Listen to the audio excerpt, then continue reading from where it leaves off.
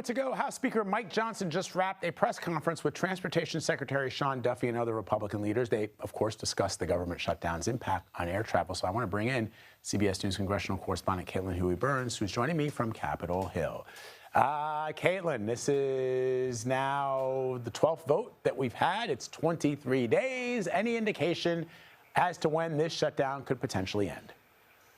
Well, Vlad, it's basically rinse and repeat up here on Capitol Hill. But this is the part of the shutdown that we're starting to see this outside pressure build up. You saw Sean Duffy with House Republicans today. Remember, air traffic controllers are just getting half of their paychecks. And next week, Vlad, they won't be getting those paychecks at all if this shutdown continues. And so you can imagine both Republicans and Democrats travel a lot, right?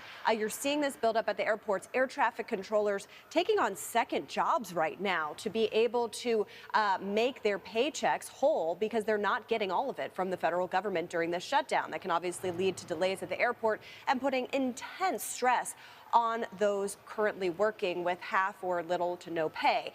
Take a listen to what Ted Cruz told our Major Garrett on his show last night about kind of all these dynamics building up. I don't know if this will continue another day, another week, another month.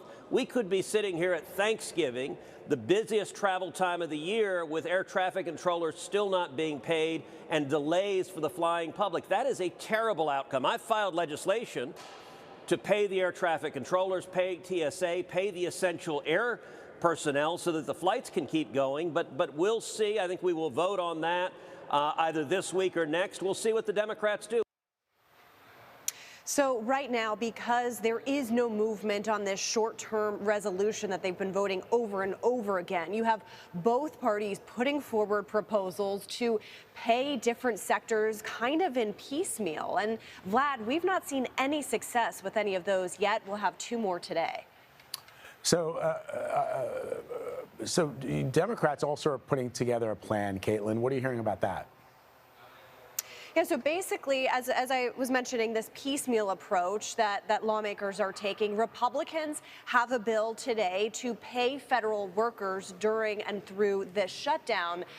It's part of an effort to try to put the pressure on Democrats to come on board and dare them to vote against it. But Democrats argue that this Republican piece of legislation, in their view, would allow the president to continue to pick and choose who is essential, who is furloughed, who should get paid. And so they have now proposed their own pieces of legislation to pay federal workers through the shutdown. So we'll see. Both are expected to fail, Vlad, because they don't have bipartisan support. So this is another instance of trying to fund the government by piecemeal and still politics getting in the way. Yeah, indeed. All right, Caitlin Huey-Burns for us on the Hill. Caitlin, thank you.